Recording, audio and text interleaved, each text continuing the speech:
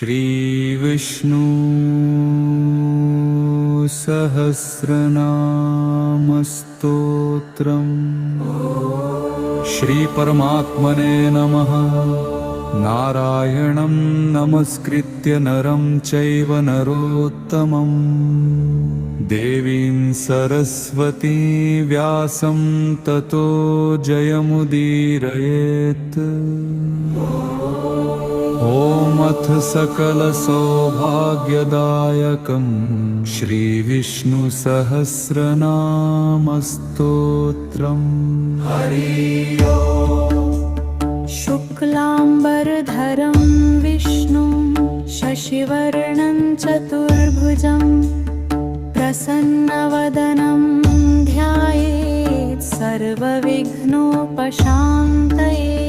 यस्यद्विरदवक्त्राप्या पारिषद्याः परशतं विघ्नं निघ्नन्ति सततं विश्वक्सेनं तमाश्रये।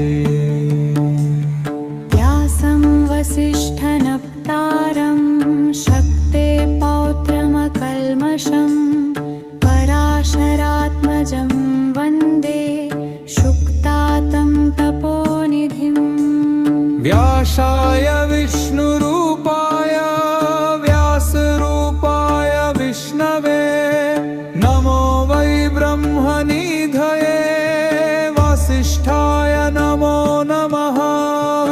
अविकाराय शुद्धाय नित्याय परमात्मने सदैकरूपरूपाय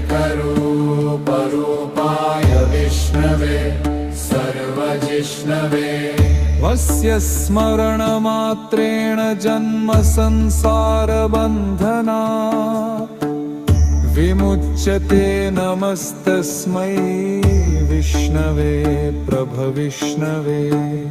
नमः समस्तभूतानामादिभूताय भूभृते अनेकरूपरूपाय विष्णवे प्रभविष्णवे। ॐ नमो विष्णवे प्रभविष्णवे।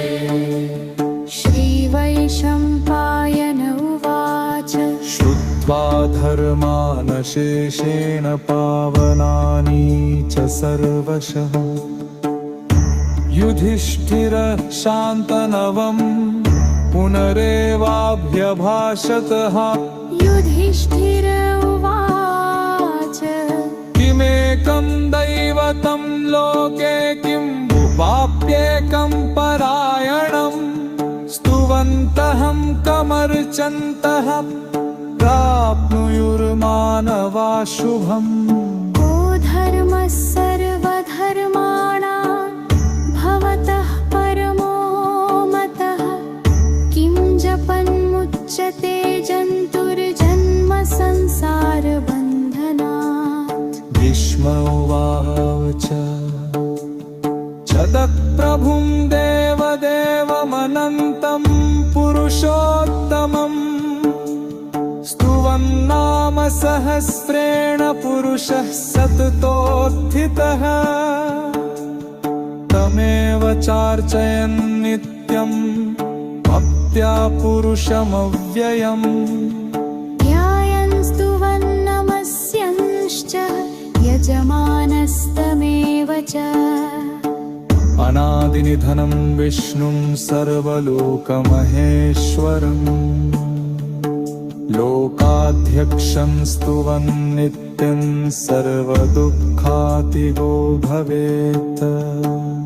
ब्रह्मण्यं सर्वधर्मज्ञं लोकानां कीर्तिवर्धनं लोकनाथं महद्भूतं सर्वभूतभवो भवम्।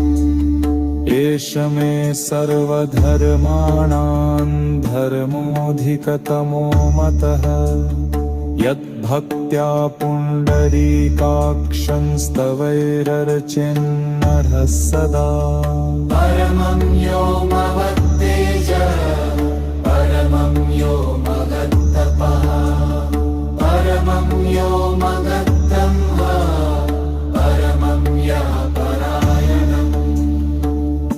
पवित्राणां पवित्रं यो मङ्गलानां च मङ्गलम् दैवतं दैवतानां च भूतानां यो वयः पिता यतः सर्वाणि भूतानि भवन्त्यादियुगागमे यस्मिंश्चक्रवलय यान्ति पुनरेव युगक्षये तस्य लोकप्रधानस्य जगन्नाथस्य भूपते विष्णोर्नाम सहस्रं मे शृणु पापभयापहम् यानि नामानि गौणानि विख्यातानि महात्मनः ऋषिभिः परिगीतानि तानि वक्ष्यामि भूतये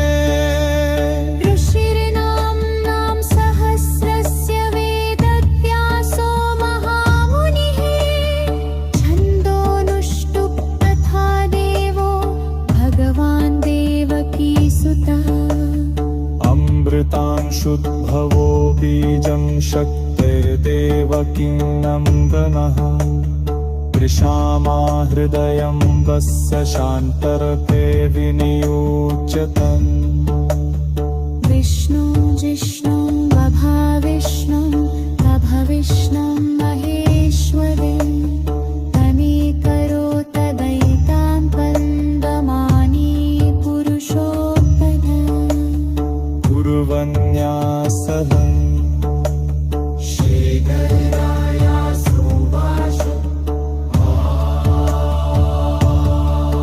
ॐ श्री विष्णुन्विता सहस्रनाम स्तोत्रमगमन्थस्य शिवेद्व्यासोऽपमां दृशम् अरष्टच्छन्दः श्रीमहाविष्णु परमात्मा श्रीमन्नारायणं देवता अमृतान् शुद्धा भारुरिति बीजौ देवकी नन्दिनः षष्ठेति शन्ति